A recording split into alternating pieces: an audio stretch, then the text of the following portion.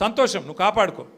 కానీ ఆ పదవిలోకి వచ్చినోనికి సంతోషం ఉండాలి, కానీ ఏడిపోయిందిరా నాయన. రోజు రోజు మీరు చూడు, టీవీ పెడితే చాలు తిట్ల పురాణం తప్ప ఏముండదు. మీరు గట్టిగా అడిగిర్రు అనుకో, ఏమాయిరా భయ్ 2500 ఏడు ఉన్నాయని చెప్పి మీరు అడిగిరాక ఆడపిల్లలు పోయి మీ గుడ్లు వీకి గోటీలు ఆడుతా అంటాడు. వీడెక్కడ ముఖ్యమంత్రి? ముసలోళ్ళు పోయి ఏమాయిరా భయ్ మరి 2000 పెన్షన్ 4000 ఎత్తానో, 100 రోజులు లాంటివి నరక్తివి ఏడవన్నావు తమ్మి అంటే నీ పేగులు తీసి మెడలు వేసుకుంటా అంటాడు. అట్లాగే మన విద్యార్థులు పోయి ఏమయ్యా మరి 2 లక్షల ఉద్యోగాలు అన్నావు, ఏం సంగతి అంటే నీ లాగుల తొండలు ఇడిచి పెడతా. వీడేం ముఖ్యమంత్రి, వీందేం భాష, నాకు అర్థమే కాదు. అరే 2 ఏళ్ళకి వెళ్ళి ఏం చేసినవారు అయ్యా నువ్వు అంటే లాగుల తొండలు ఇడుస్తా, మెడల బేగులేసుకుంటా, గుడ్లు వీకి గోటీలాడతా, నీ అమ్మ నీ అయ్యా గీదా భాష. మాకు రాదా భాష? మాట్లాడమంటావా? హైదరాబాద్లో పెరిగినోని నేను.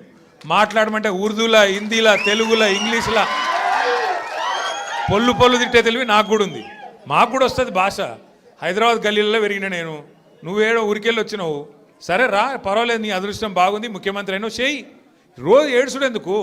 మేము ప్రతిపక్షంలో ఉన్నాం, నువ్వు అధికారంలో ఉన్నావు.